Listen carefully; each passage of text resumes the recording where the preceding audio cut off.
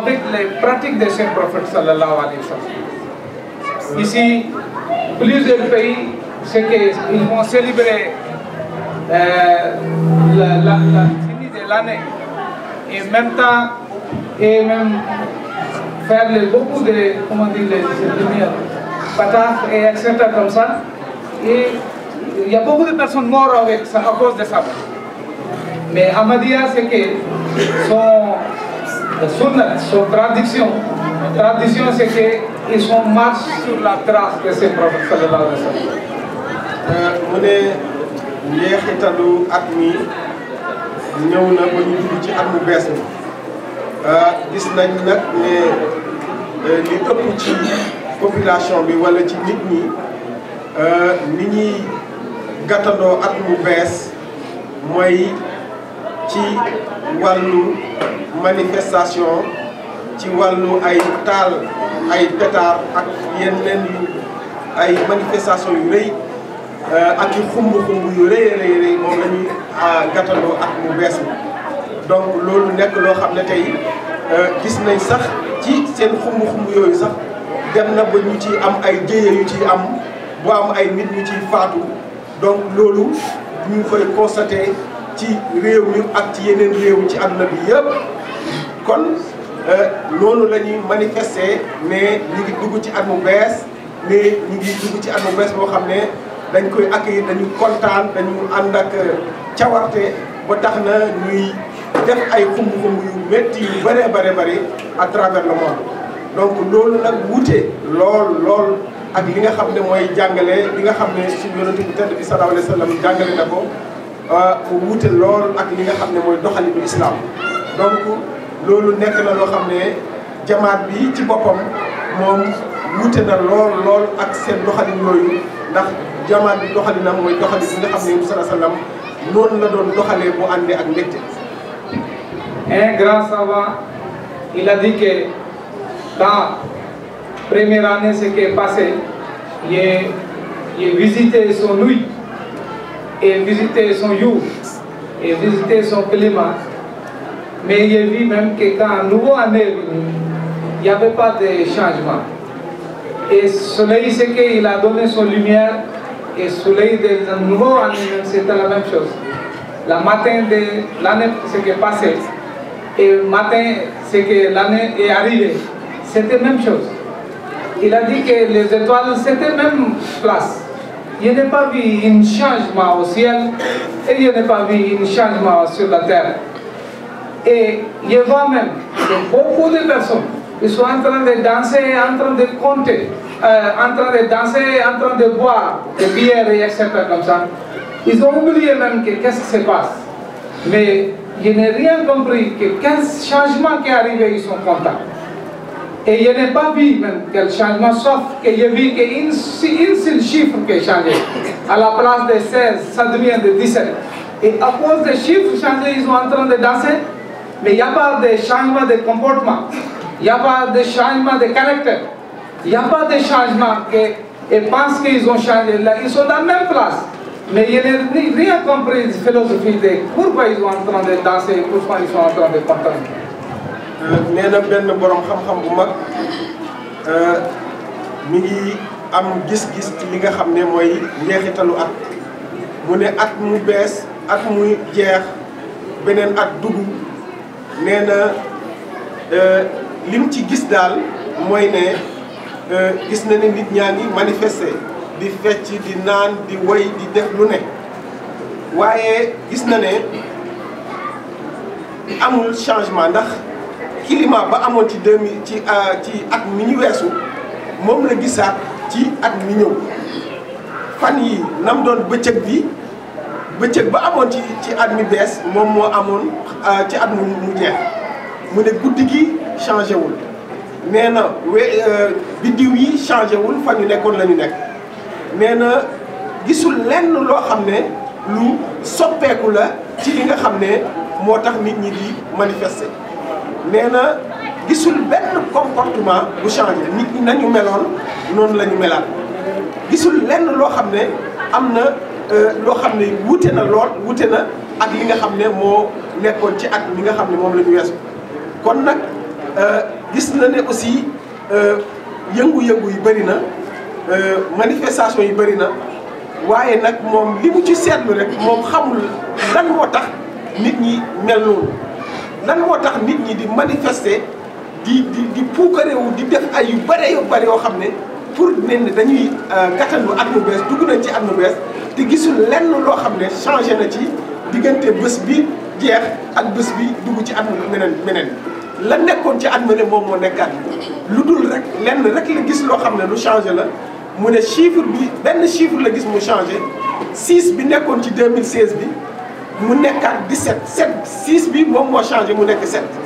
mu ne benn chiffre boobu la gis mu changé mais gisul leneen lu changé. Mais ce prophète sallallahu alayhi wa sallam il dit que al-maghbounu man yawmahu siwahu. La mu'min, son deux jours jamais n'est pas égal. Aujourd'hui, s'il est dans un lieu, demain il va dévancer, il va avancer. Et si aujourd'hui il est 10 faiblesses, demain ça ne va pas rester 10. Ça ne peut pas augmenter 11. Ça va diminuer. Pourquoi? Que son pied est devant. S'il commence le voyage vers le Dieu, et jamais il ne peut pas être content qu'il va rester sur la même place. Maintenant, les jalsa, c'est qu'on est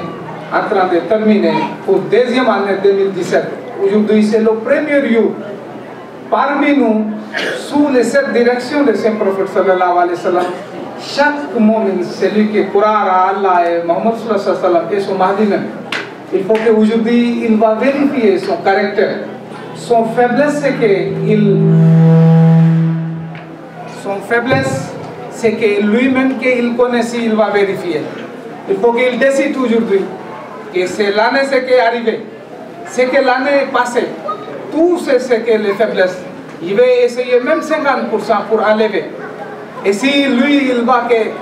qu'il est une bagarre parmi sa famille, parmi ses amis et parmi les collègues, c'est qu'il garde là. Et s'il voit qu'il a fait mal avec quelqu'un, il faut qu'il demande excuse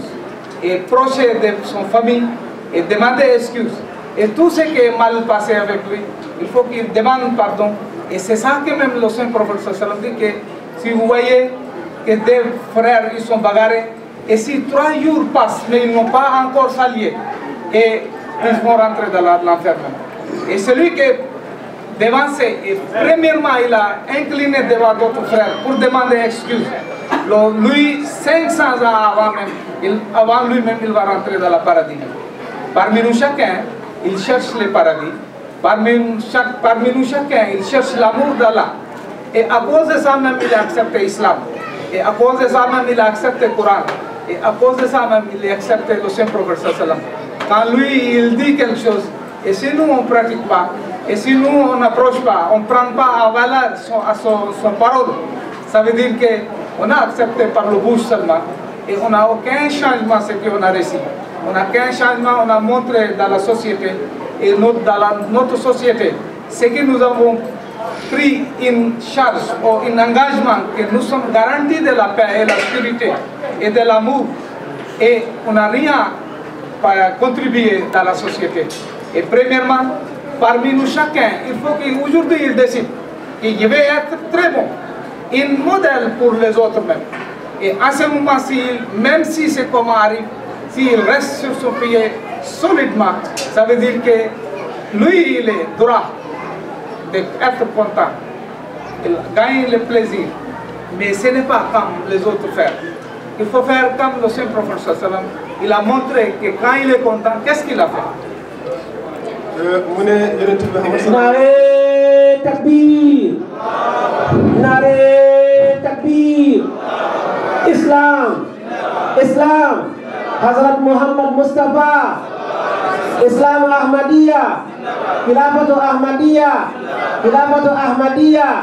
nare takbir. Yonent bu tedd bi Seydina Muhammad sallallahu alayhi wa sallam moom ni mu gisee mooy mu'min mooy ki nga xam ne mooy way gëm bi moom ñaari fanam du day wute du nekk même chose ci misaal ñaari fan yu mu dund tey ñaari fan yi ciy teguwaat dafay am changement ci doxalinam kon nee na loolu mooy mu'min ki nga xam ne toujours sa tànku kanam nga am mais doo am tànku gannaaw doo dellu ci ginnaaw mais ci kanam rek nga jëm moom nee na kon mu'min bi mooy ki nga xam ne tey jii bu nekkee ne am na ñaar bu subaa dina fexe bu am ñett wala ñeent kon ci changement ci wàllu comportement lépp lu mu doon def ci jaamu yàlla dafay fexe mu gën a yokk bés bu ne imaanam wala doxam wala voyage am ci jëm ci yàlla dafay am yokkute moo tax toujours fanam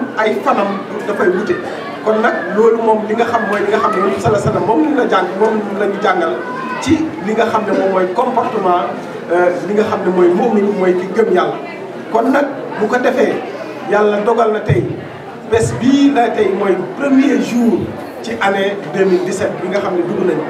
bu ko defee kenn ku nekk ci ñun na fexe at nii mu fexe mu nekk at moo xam ne atum yokkute lay nekk mu nekk at moo xam ne nii lépp lu mu defoon ci ginnaawam ci at mi weesu te mu nekk ko ay rëcc-rëcc ak i galan ak i manquement mu fexe mu changé ko mu rectifié ko mu fexe ñaan yàlla mu nekk at mi nekk at yokkute ci moom ci wàllu njub ci wàllu imaanam kon loolu mooy li nga xam ne moom la jullit bi mu'min bi nga xam ne moo gëm yàlla moom la war a taxawee kon nag at mi ni ñu koy jàngatee mooy kenn ku nekk yàlla dogal na may na la wér ba nga fekkee ko fexeel lépp loo xam ne nga jàngataat sa bopp nga vérifier wax say erreur nga mun ko changer fexe bu at mi ñëw at mi balaa moo jeex fekk am nga yokkute bu baax a baax ci sa wàllu njub ci sa wàllu iman bu ko defee nag su boobaa ngay mun a am nag am kontante mun a am cawarte mun a am ne yaa ngi feetu mais feetu boobu lu ñuy feetu sax nekkul feetu bu nga xam ne moom la ñu xam ne moom la nit ñi di doxalee tey mooy bi nga xam ne da ngay manifester di tëb nga dal di fecc ak a woy du loolu li nga xam ne moom la ñu sala salam jàngal mooy li nga boo xamee ne am nga kontante nga am yeneen comportement yoo am yooyu sax dina ci ñëwaat waaye daal li am solo tey mooy kenn ku nekk amoon boo amee relation boo xam ne xawoon na jafe sa diggante ak sa morom nga fexe ba sa diggante boobu ak sa morom boobu nga fexe mu doon diggante bu rafet ndax ay ñaari jullit waruñoo tongoo lu ëpp ñetti fan loolu la suñu yonent bi tamit sallallahu alayhi wasallam wax bu ko defee su fekkee ne romb ngeen ñetti fan te amu leen kenn jubóowu leen jegewantewu leen su boobaa yéen ñaar su ngeen deeyee ci condition yooyu mu ne safara ngeen jëm kon nag ki nga xam ne jéem na sax def étape boo xam ne jëmale na ko ci moromam boobu kooku mooy ki nga xam ne moo ëpp yoon kooku mooy ki nga xam ne moo am mérite mais moo tax kon kenn ku nekk manquement yooyu suñu diggante ak suñuy frère nañu fexe mu doon diggante bu rafet problème yi ñu ci am nañ fexe jëllale ko bu ko defee ñu am diggante bu rafet mu am fekk ñi ngi taxaw ci wàllu taqwa ñi ngi taxaw ci li nga xam ne nii moo ñuy jëmale ci suñu borom subhanahu wa ta'ala moo ñuy jëmale ci suñu kanam suñu wàllu yokkute ci suñu wàllu iman. Comme ça que le saint prophète sallallahu alayhi wa sallam il nous a expliqué que comment si nous sommes contents on va montrer ça. Dans la hadith écrit que quand Rasulullah sallallahu alayhi wa sallam gagnait les victoires sur Makkah, les Sahaba quand ils sont rentrés dans la Mecque, à ce moment parmi eux, il n'y a pas quelqu'un qui est dansé, il n'y a pas quelqu'un qui a pris le temps pour taper, il n'y a pas de musique, il n'y a pas un autre quelque chose. C'est que là-bas écrit que Saint Prophète sallallahu alayhi wa sallam s'était tellement courbé sur les dos des chameaux que comme ça qu'il était en train de faire une sujoud sur lui-même. Devant lui, il est en train de faire istighfar comme ça que Dieu il a dit dans la sourate Nasr que Iza jaa nasrullahi wal fath wa ra'aita an-nasa yadkhuluna fi dinillahi afwaja fasabbih bihamdi rabbika wastaghfirhu innahu kana tawwaba. C'est ça que istighfar, c'est que le Saint Prophète sallallahu alayhi wa sallam, Dieu il a dit qu'il faut faire ça. Mais nous, Ahmadis, aujourd'hui, nous avons célébré notre nouveau année par le tahajjud. Et depuis que nous sommes là ici, nous avons en train de faire le tahajjud. Et ça même, pour chaque Ahmadi, c'est qu'il n'est pas une habitude. Il faut que continuellement, toute l'année, il faut que cette chose continue. Tahajjud, normalement, le Saint-Prophète sallallahu, même s'il est dans la safar, s'il voyage, s'il est à la maison, il jamais ne laisse pas. Ça, c'est une nafila que le Coran écrit, il a dit. Et si vous aimez le Saint-Prophète sallallahu, ça, il ne faut pas laisser ça. Et chaque Ahmadi, quand il faisait le bail de l'imam Mahdi l'Islam, parmi les 10 conditions, l'imam Mahdi l'Islam, il est mentionné. Il faut que toujours vous ce soir, vous levez la nuit avant l'obstacle. Et il faut demander avec ton Seigneur ce que vous avez besoin. Et vous demandez avec ton Seigneur ce que vous avez faiblesse. Il faut que lui, il vous aide. Il faut que votre faiblesse soit enlevée. Et sans l'aide de Dieu, vous ne pouvez pas être bonne personne. Il faut toujours demander avec lui pardon, excuse et avancer dans votre spiritualité, ce que vous aimez et ce que vous avez trouvé vos parents. mu ne suñu yonent bu tedd bi sallallahu alayhi wa sallam jàngal nañu naka la ñuy bu ñu amee contenté wala bu ñu amee victoire